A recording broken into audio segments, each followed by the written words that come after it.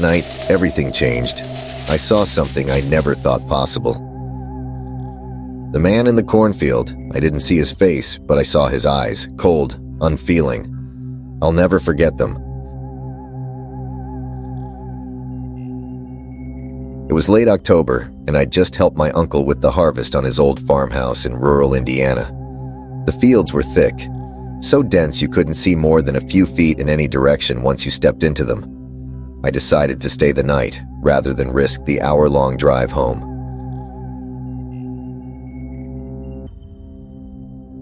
Everything was quiet, too quiet. No crickets, no distant coyotes. Just the wind howling outside, rattling the old windows. My uncle went to bed early, leaving me alone in the living room. I scrolled through my phone, trying to ignore the unease creeping up my spine. It started around 11 p.m. At first, I thought it was the wind brushing the stalks together, but it was different. It sounded like someone was moving, deliberately.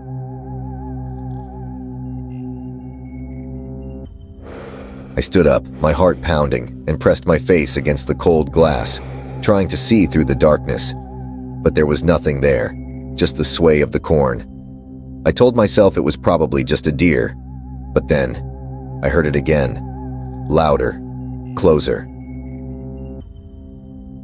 I turned off the lights, hoping to see something more clearly, but the movement stopped. I thought maybe I was imagining things, but then, in the dim light from the porch, I saw him. At the edge of the cornfield, where the light barely touched, I saw a man. He stood completely still, no movement, no sound. He was just watching. I could barely see his face, but I could feel his eyes on me. I called my uncle. He answered groggily, and I told him about the man outside. He was awake in an instant. "Stay inside," my uncle said. "I'll grab my shotgun."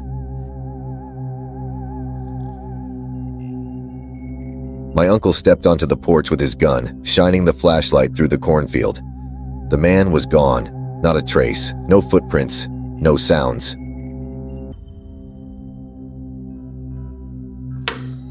"Probably just some kid messing around," he muttered. But I could tell he didn't believe it. He stayed in the living room with me, gun in hand, as if he couldn't shake the feeling something wasn't right.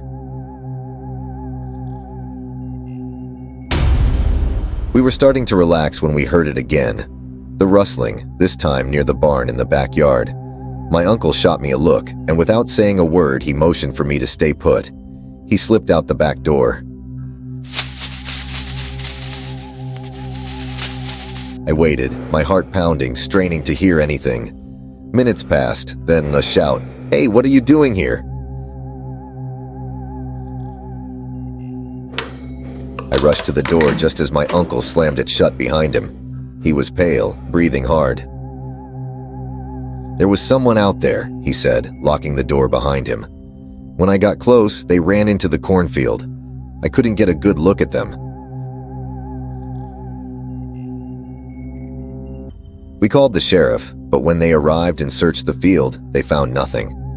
No traces of anyone. The deputy said there had been reports of people squatting in old barns around the area. He thought it was probably one of them.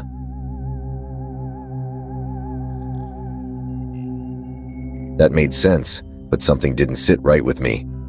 Why would someone stand there, perfectly still, just staring at the house? Why not run when they were seen? I couldn't sleep that night. The next morning, my uncle and I patched the fence where it looked like someone had climbed through. But that was the last time I visited his farm. And every time I drive past a cornfield now, I can't help but feel like someone, or something, is watching from the shadows.